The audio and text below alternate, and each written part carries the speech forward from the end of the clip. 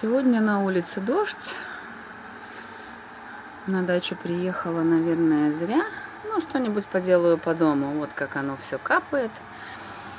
Дома не очень жарко. Вот мой огородик, парничок. Поэтому я топлю каминчик.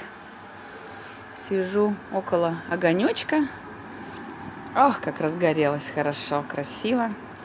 Вот я люблю в камине сжечь сучки тоненькие. Когда спиливаются лишние ветки от деревьев, сучки я не сжигаю на улице, а жгу в камине. Я их собираю.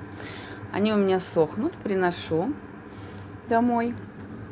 И потом очень такой веселый огонек от этих веточек.